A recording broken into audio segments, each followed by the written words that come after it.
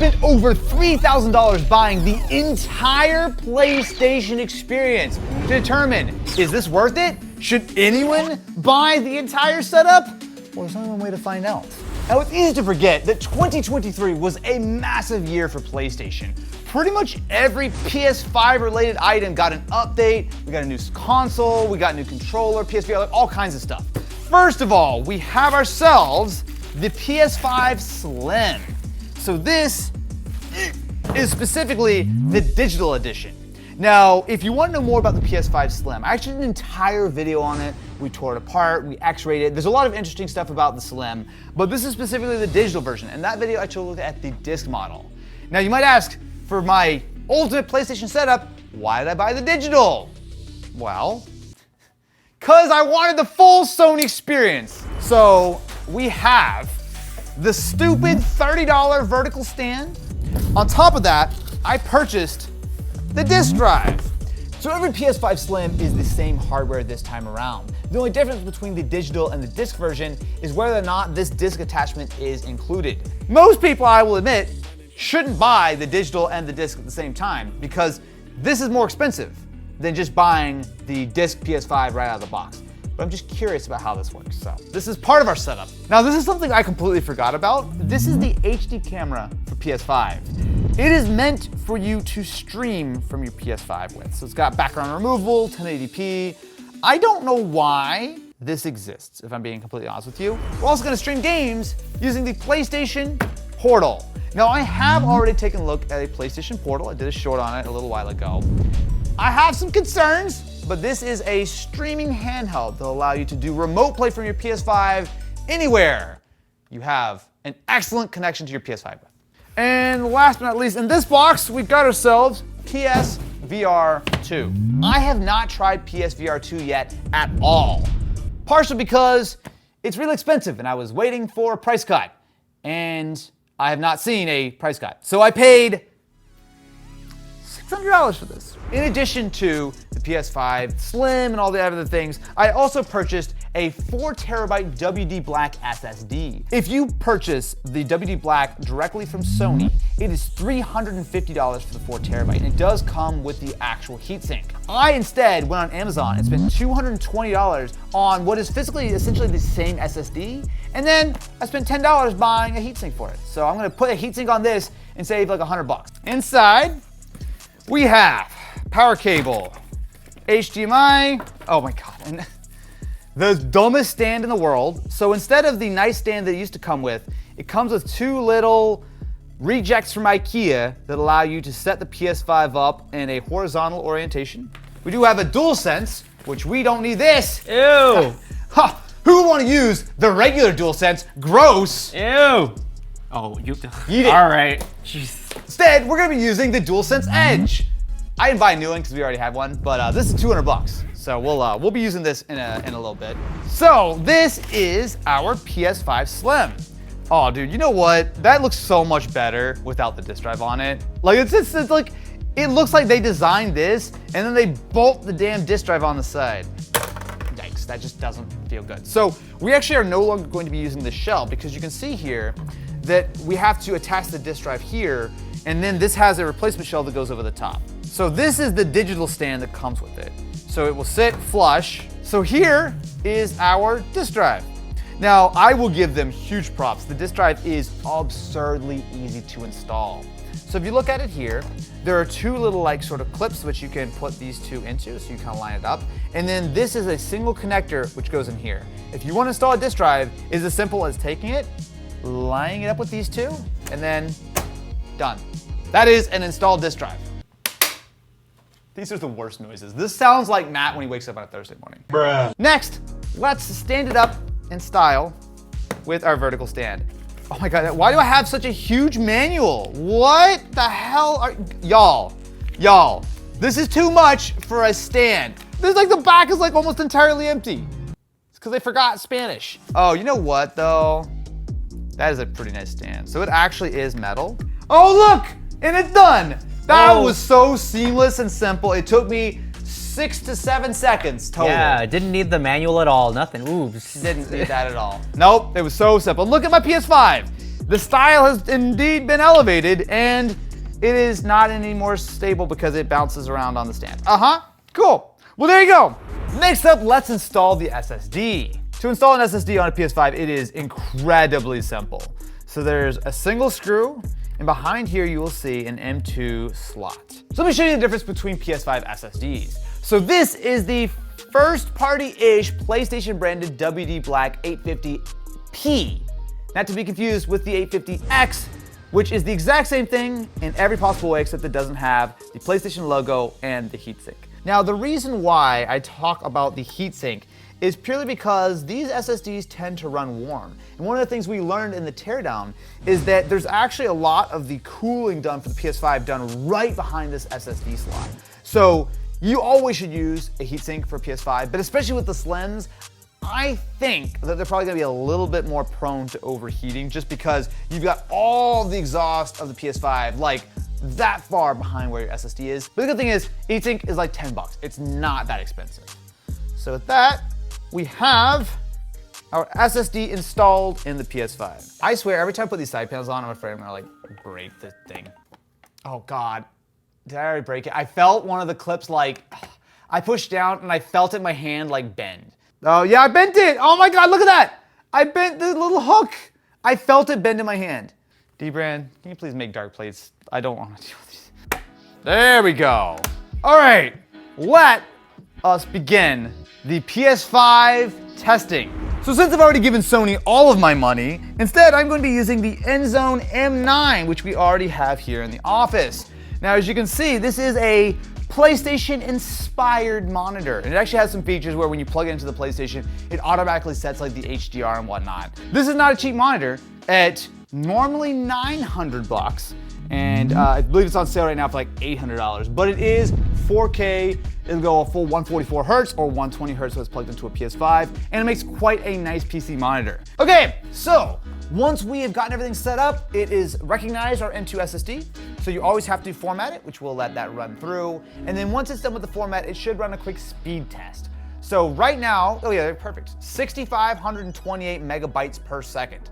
Now keep in mind that what I've got in right now is the authentic PlayStation approved WD Black. So with our 4 terabyte SSD installed, let's take a look, shall we?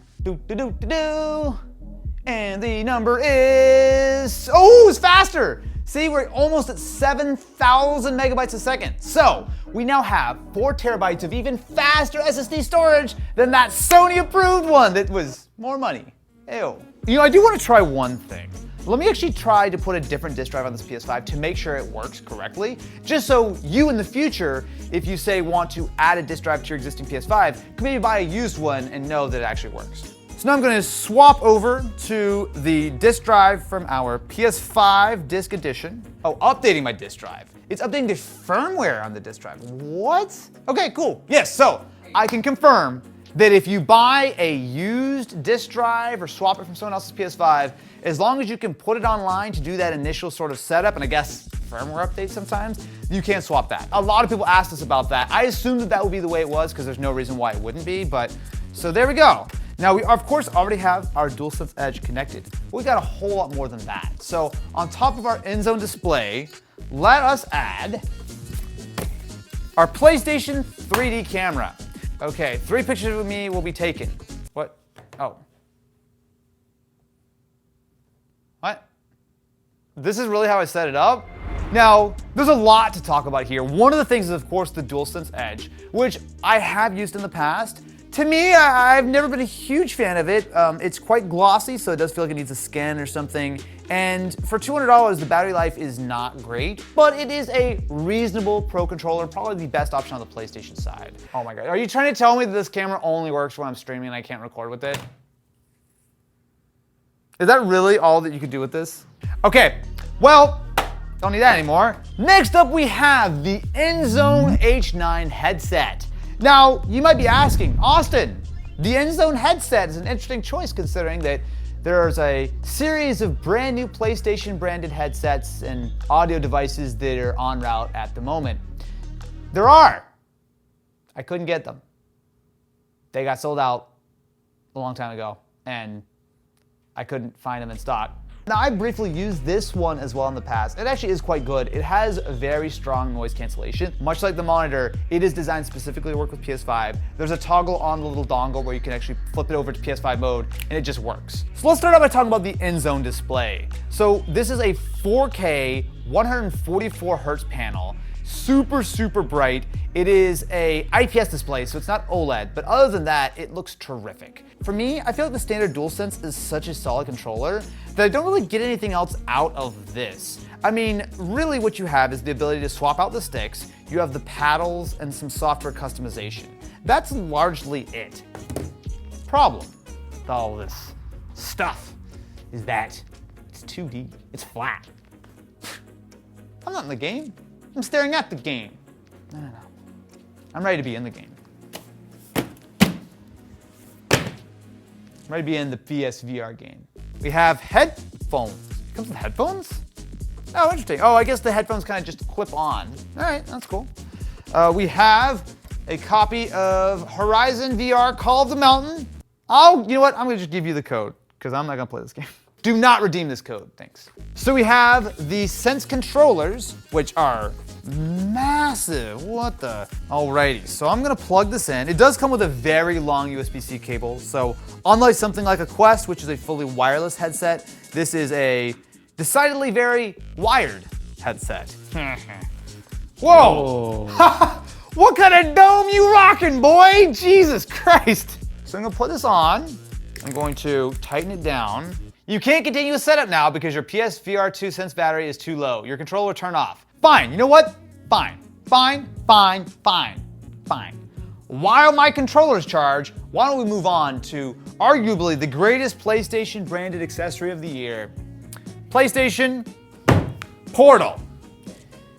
Are you being sarcastic? Yeah, I'm being sarcastic. This thing's, okay. So, if you're not familiar, PlayStation Portal, at first glance, looks like a straight up PS Vita 2 until you realize that the PlayStation Portal is a glorified remote play machine. You know, the app that you can download on your phone and play PlayStation games on your local Wi-Fi or when you're remote, although really the local Wi-Fi is the only thing that's remotely sort of usable. That's what this does. It feels terrific in the hand. It has the full capability of a DualSense. There's nothing that makes this appreciably better other than the controller, which if you own a PS5, you could just pair your DualSense to your phone, or the larger display. But it's important to keep in mind that this doesn't do anything on its own. It always relies on a connection to your PS5, and that's an important distinction. There's some good stuff about it, but boy, there's a lot of stuff I don't like. Okay, let me just start out right here, okay? So you can see that I'm in the system menu. If you look, this might be a little hard to see on YouTube. If you're watching on your phone, you may want to put it in full screen. On this display right now, I've got a beautiful interface, crystal clear 4K. Now this is a 1080p feed, but it is heavily banding. So you have to get quite a close shot. You can see that all the individual lines kind of break up. That's actually really indicative of the overall quality because what you're getting here with remote play is essentially no different than the remote play that has existed for years that you could connect your phone with or whatever. So I'm just gonna jump in and we're gonna play a little bit, okay? Okay, so at first glance it's fine, right? The latency is there, but the stuttering never goes away in my opinion. Like it will be okay-ish for a while. Technically it's supposed to be 1080p 60, but the problem is that it's not a consistent 60. There's a stutter there. Like I can let's see, stuttering there. Like it drops so many frames.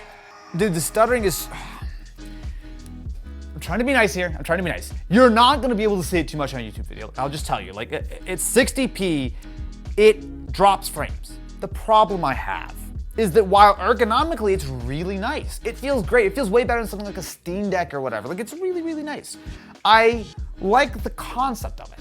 The problem is that the execution is not there. There's so many things, first of all, this doesn't do. It doesn't have inexplicably Bluetooth, so you either plug in via aux or you buy one of these Sony like Pulse headsets that have their new proprietary connection algorithm, which is, okay, sure, whatever. You can't connect this to your PS5 and use it like a controller. I don't know why. Oh wait, no, I do know, because they didn't put Bluetooth in it. You also can't use this to stream games from the cloud. So if you have PlayStation Plus, the higher tiers, specifically the highest tier, I believe, you get access to some streaming games. You could play them on this via your PS5, which would mean that you're streaming the game from the cloud to your PS5, from your PS5 to here. Not a good experience. This should be able to connect directly to the cloud and play those games at the very least. If you're interested in a PlayStation Portal, may I highly suggest don't fucking buy that thing. Okay, now I got that on my system. Let's see if our controllers for PSVR 2 are ready, shall we? Okay, now it is time to go into our VR world. Okay, I've got pass-through, so you see what I see right now, right? Yes. Okay, wonderful. It All right. is dark and trippy. I will say this pass-through is pretty decent. It's a little jittery, so it feels like it's like maybe 30 FPS or something. But what you're seeing on the TV actually looks like a pretty good analogy for what I'm seeing. Adjust eye tracking. Okay, follow the red dot just with your eyes without moving your head. Okay, I'm staring at the red dot. This calibration is actually quite cool. The fact that it says eye tracking is very, very good. Set my play area. Okay, so don't walk into the walls. Got it, got it, got it. So I do have a long cable, so I actually can walk around pretty easily. Sees the couch. I'm all set. All right. Oh, holy shit, I'm in the car. Holy shit. What? Yeah, we see it. Yeah, I'm like in the damn car right now. Ah! Ah! No! Stop! So I am in a car right now, and this is trippy as hell. I have no idea what gear I'm in. Oh, I do. I can see what gear I'm in. Holy shit, it's cool. I've got full volume. I feel like I'm actually in the car right now. I'm actually kind of speechless right now. And this is actually where the vibration of the controller really helps. Because my body feels like I should be feeling the G-forces. Woo! The frame rate is great. The presence is just real. Like, I'm in this damn car right now. Get down, get down, get down! Yeah! Unreal! I just had like a goddamn experience. That is the best VR experience I've ever had in my life. Like the presence in the car, the 10,000 RPM screaming in my ears, the fact that like the realism is so down to the point where like I was wondering what gear I was in. I looked down at my shifter to see what gear I was in. Like it's wild. So is it worth spending $3,000 on everything that PlayStation sells? No, of course not. I mean, look, if I'm gonna rank my favorite items, it's PSVR 2, PSVR 2, PSVR 2, PSVR 2. Thank you very much for watching. Subscribe to the channel. I'm gonna go back to driving because that was, I'm not done with this by a long shot.